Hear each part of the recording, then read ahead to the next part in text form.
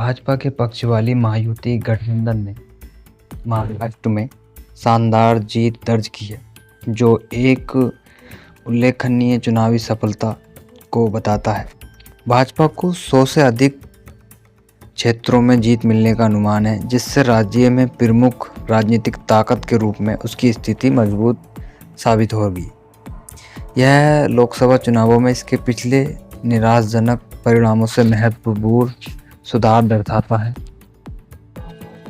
भाजपा झारखंड में एक इतिहास रचने जा रही है। इसी बीच झारखंड में हेमंत सोरेन के पक्ष वाली भारतीय जनता पार्टी भाजपा की घुसपैठ विरोधी मुहिम को धत्ता बताते हुए सत्ता में वापसी के लिए तैयार है। इन बेहद अहम चुनावों में शीर्ष 10 विजेताओं और हारने वाले पर एक नज़र डालते हैं। आइए देखते हैं। पीएम मोदी और गृह मंत्री अमित शाह ने एक बार फिर अपनी चुनावी महारत साबित की है। पीएम मोदी के एक हैं तो सेफ है नारे के साथ उनकी रणनीति ने बीजेपी और महायुति गठबंधन को महाराष्ट्र में ऐतिहासिक जीत हासिल करने में मदद की। राज्य में बीजेपी का रिकॉर्ड प्रदर्शन मोदी की स्थायी अपील को भी दर्शाता है।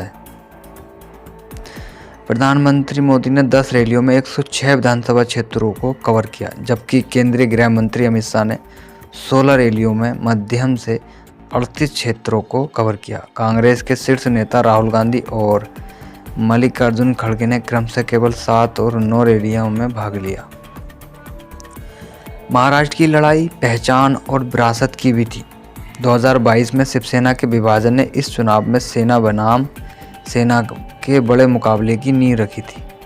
यह एकनाथ शिंदे के लिए लोकप्रियता की लड़ाई थी, जिन्होंने मुख्यमंत्री बनने के लिए भाजपा से हाथ मिलाया।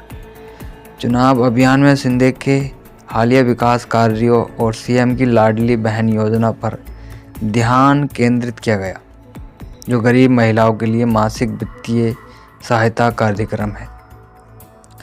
मध्य प्रदेश की तरह इस योजना में भी लोकप्रियता को बढ़ाने में महत्वपूर्ण भूमिका निभाई, खासकर महिला मतदाताओं के बीच। महाराष्ट्र के कई प्रतिष्ठा की लड़ाई हुई, जिनमें सबसे बड़ी थी पवार बनाम पवार। पिछले साल शरद पवार की अगुवाई वाली एनसीपी से अलग होकर एकनाथ शिंदे और बीजेपी से हाथ मिलाने वाले अजीत पवार को उनके भतीजे के खिलाफ खड़ा किया गया। इस साल की शुरुआत में उनकी पत्नी सुनेत्रा पवार हाल ही में बारामती लोकसभा सीट पर अपनी चचेरी बहन सुप्रिया सुले से हार गई थी। लोकसभा चुनाव अजीत पवार गुट के लिए एक झटका था, जो 4 में से केवल 1 सीट जीतने में कामयाब रहा था। विधानसभा चुनाव में से पहले अजीत पवार ने स्वीकार किया था कि सुप्रिया सुले के खिलाफ अपनी पत्नी को मैदान में उतारना एक गलती थी।